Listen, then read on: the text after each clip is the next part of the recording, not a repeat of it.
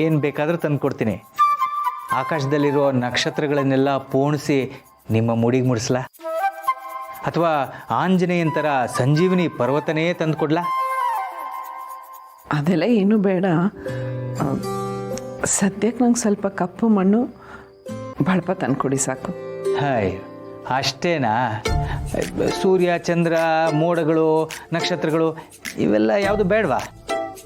ಅದೆಲ್ಲ ಯಾವುದು ಬೇಡ. ಆಕಾಶದಷ್ಟು ಪ್ರೀತಿ ನೀವೇ ನನಗೆ ಕೊಟ್ಟಿರುವಾಗ ಆಕಾಶದಲ್ಲಿರೋ ಸೂರ್ಯ ಚಂದ್ರ ಎಲ್ಲ ನನಗೆ ಯಾಕೆ ಬೇಕು? ನಿಮ್ಮ ಪ್ರೀತಿ ಒಂದಿದ್ರೆ ಸಾಕು. ಅದೊಂದೇ ನನ್ನ ಬಯಕೆ. ಆ ಪ್ರೀತಿ ನನ್ನ ಉಸಿರಿರೋವರೆಗೂ ಇದ್ದೇ ಇರುತ್ತೆ ತುಳಸಿಯವರೇ.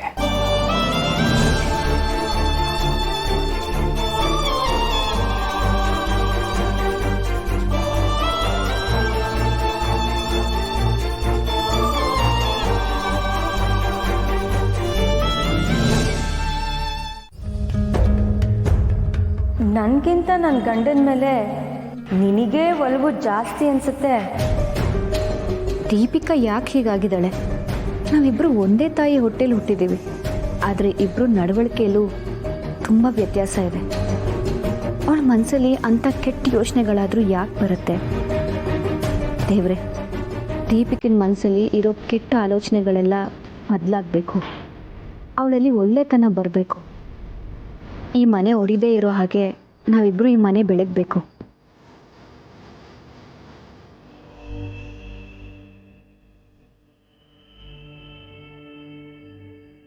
ಏನಿದು ಈ ಮುದ್ದು ಇನ್ನ ಮಲ್ಗೆ ಇಲ್ಲ? ಕೂತ್ಕೊಂಡು ಏನೋ ಯೋಚನೆ ಮಾಡ್ತಿದ್ದೆ. ಈ ಮುದ್ದುಗೆ ಲಾಲಿ ಹಾಡಿದ್ರೆ ನಿದ್ದೆ ಬರೋದಂತೆ. ಲಾಲಿ ಹಾಡೋರು ಯಾರು ಇಲ್ವಲ್ಲ, ಅದಕ್ಕೆ ನಿದ್ದೆ ಮಾಡಿಲ್ಲ. ಓಹೋ, ಲಾಲಿ ಹಾಡಬೇಕೋ?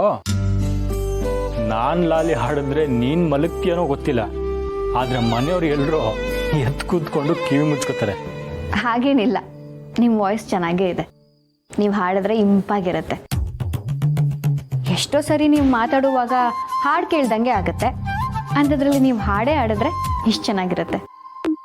ಅಂತೂ ಅಮ್ಮವರು ನನ್ನಿಂದ ಹಾಡಿಸ್ಬೇಕು ಅಂತ ತೀರ್ಮಾನ ಮಾಡಿದ್ದೀರಾ? ಹೌದು, ನೀವು ಹಾಡಲೇಬೇಕು. ಇದನ್ನ ನೀವು ರಿಕ್ವೆಸ್ಟ್ ಅಂತನಾದರೂ ತಗೊಳ್ಳಿ, ಅಥವಾ ಆರ್ಡ್ರ್ ಮಾಡ್ತಿದ್ದೀನಿ ಅಂತನಾದರೂ ಅಂದ್ಕೊಳ್ಳಿ. ನೀವು ಹಾಡ್ತಿರ್ಬೇಕು, ನಾನು ಕೇಳ್ತಾ ಮಲ್ಕೋಬೇಕು. ಸರಿ, ನೀನು ರಿಕ್ವೆಸ್ಟ್ ಮಾಡ್ತಾ ಆರ್ಡ್ರ್ ಮಾಡ್ತಿದ್ದೀಯಾ ಅಂತ ನಾನು ಹಾಡಲ್ಲ, ನಿನ್ನ ಮಲಗಿಸ್ತೀನಿ. ಬಾ.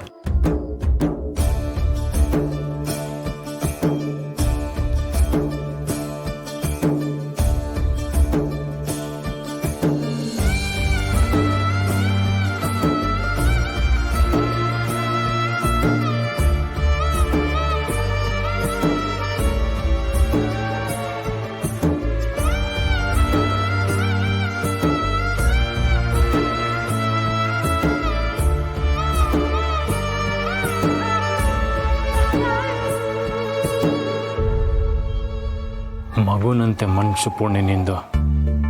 ಮಕ್ಕಳು ಹೀಗೇನೆ, ಎಷ್ಟೇ ಹಠ ಮಾಡಿರಲಿ, ಎಷ್ಟೇ ನೋವಾಗಿರಲಿ, ಅದನ್ನೆಲ್ಲ ಮರೆತು ಮುದ್ದಾಗಿ ಮಲ್ಕೊಬಿಡ್ತಾರೆ.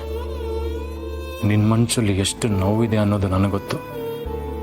ಆದರೆ ನೀನು ಅದ್ಯಾವುದನ್ನು ತೋರಿಸ್ಕೊಳ್ದೆ ಯಾವಾಗಲೂ ನಗ್ನಗ್ತಾ ಇರ್ತೀಯ. ನಿನ್ನ ನಗುನೇ ನನಗೆ ಶಕ್ತಿ. ನೀನು ನನ್ನ ಮುದ್ದು ಕಂದಮ್ಮ ಪುಣ್ಯ.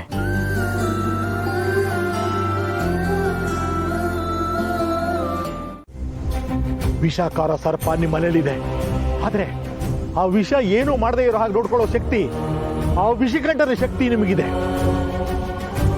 ಕಾಪಾಡಿ, ಮೈಯೆಲ್ಲ ಕಣ್ಣಾಕಿರಿ. ಇವ್ರನ್ನ ನಾನು ಎಲ್ಲೋ ನೋಡಿದ್ದೀನಿ. ಚಂದ್ರಕಾಂತ? ಹೌದು, ಇವರೇ ಅಲ್ಲಿ ಸಿಕ್ಕಿದ್ದು.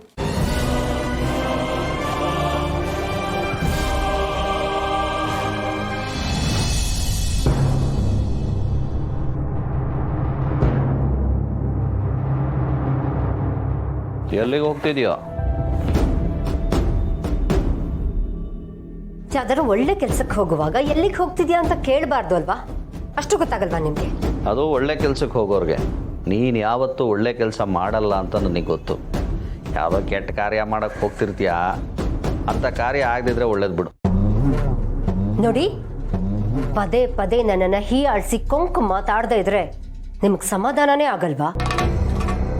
ಹಾವಲ್ಲಿ ವಿಷ ಇದೆ ಅಂದರೆ ಅದು ಕೊಂಕುಮತ್ ಹೇಗಾಗತ್ತೆ? ಇರೋ ವಿಷಯನ ಹೇಳೋದು ಹೀಯಾಳಿಸಾಗಲ್ಲ.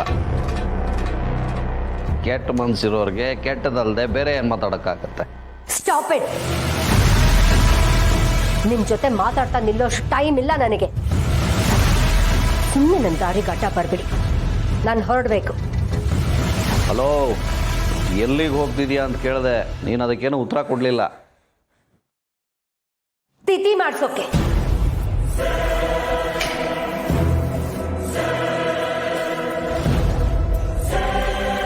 ಇತಿನ ಏನು ಹೇಳ್ತಿದ್ಯಾ ನೀನು? ಮತ್ತೆ ನೀವು ಕೇಳೋ ಕೊಂಕು ಪ್ರಶ್ನೆಗಳಿಗೆ ಕೊಂಕಾಗೆ ಉತ್ತರ ಕೊಡ್ಬೇಕಲ್ವಾ?